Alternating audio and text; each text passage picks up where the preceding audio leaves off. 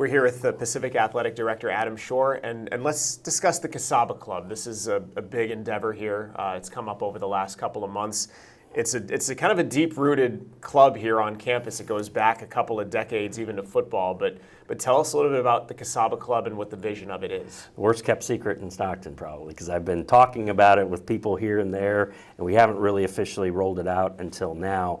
But yeah, the genesis and the idea of it, and certainly I'm not saying anything probably Tigers fans don't know, because the Casaba Club was a outside the confines of the university independent fundraising group, specifically around men's basketball.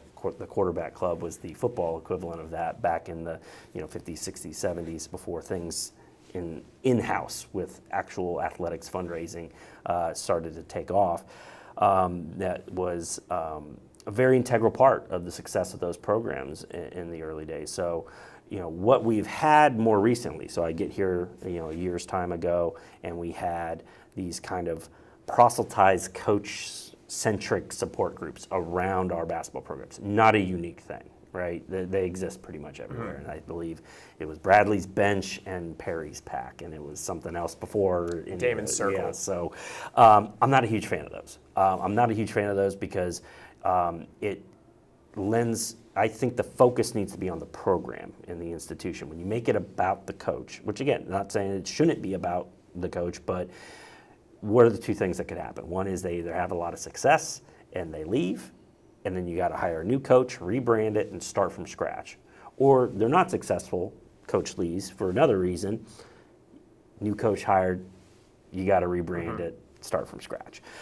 So it's like, let's get rid of those. I talked with Bradley and Leonard at the time, and Dave since, like, hey, let's not do these anymore. Let's combine these and form one basketball-centric group. And I know that is met with a little confusion on the front end, because they've always been separate things, and they should be and ought to be their separate programs. But from a Title IX standpoint, from a just doing right by both programs standpoint as well, a lot of the things that we are falling short on in terms of competitive balance with the other schools in the WCC, I got to do for both.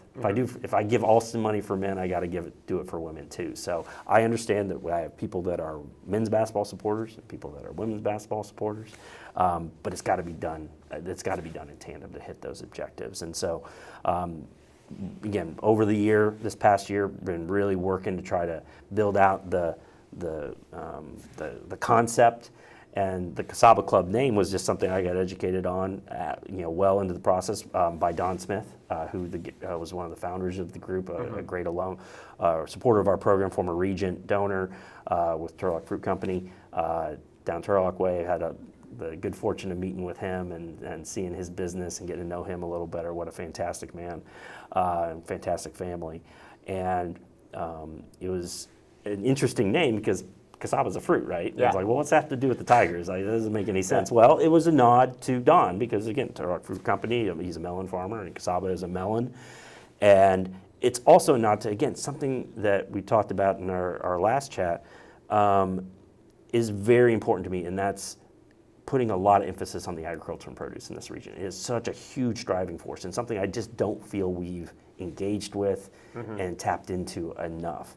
And so I do feel it was appropriate because of the history, but also because it does lend to the region. It does lend to, no, this is important and this needs to be a part of that brand too. How do people get involved? I know you're just launching it, but if people are interested in being involved, how do they do that? Yeah, and that's one where we're gonna, with this video, we're gonna roll out that information in terms of getting in contact with either myself or Tim Dixon or Amanda Leland, who's going to be really the front person for getting a lot of this outreach out there. And our goals are pretty simple with this. And we're also going to have some events too. I think we'll have 2 or 3 events here over the summer and leading up to the basketball season at some donors' houses on campus and maybe a restaurant or two along the way. Some good nice perks. Yeah, some good fan favorites. But our goals are pretty simple with this. The things that I mentioned on earlier. What are the things that we're deficient on?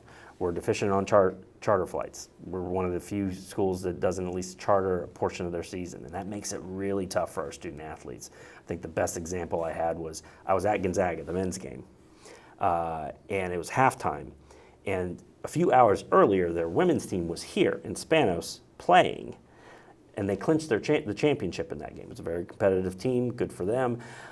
Before that game ended, the men's game that I was at in Spokane, the women's team was walking into the building and actually got recognized during a timeout in the second half on the court. I remember seeing that. I was sitting there too, and I was like, oh wow, the women's team How did is they here. get They were here just so in fast? Stockton. Conversely, when our women's team played in Spokane, that was when one of those atmospheric rivers was hitting the West Coast, and they got stuck in the Seattle airport for like 36 hours. And that's really tough on kids, especially when you throw the academic component in. So it's something we need to hit on for that primarily, but also recruiting. A lot of kids, it's a deal breaker for high-end talent. Alston money, which you talked about, is very much in line with its awards dollars that you can award to student athletes for academic achievement. We're the only school in the league right now that doesn't do it to some degree. You can pay up to $5,980 a year to student athletes directly, institutionally. We're one of the only ones that doesn't do it to some degree. Most are doing all in on it, and that comes up in conversation with recruits. We got to start doing that. We got to start scheduling better. It's just win baby this year, but we got to get a more competitive schedule. So when we start winning in league, we don't have a non-conference schedule that holds us back from an at-large opportunity, but that costs money. Yep. And the last is foreign tours. We seem to have this kind of hair on fire approach, I've noticed, on our foreign tours. Even with all the NIL money that's out there, it is still the second or third question out of recruits and their parents out. Do you go on a foreign tour? Will I go on a foreign tour? Because you're allowed to go on one every 4 years, so most kids will get one in their time. And we've kind of had this every 8, 9, 10 years, oh my God, we haven't been on a foreign tour, and then we panic fundraise $150,000 to do it. It's like, no, how you do it is every year you set $20,000, $25,000 aside every year. So when that 4-year hits, you're gone. And that way you can look a recruit or their parents in the eye and say, yes, men's and women's basketball, we go on a foreign tour every 4 years. And so those are the things that we need to fund for.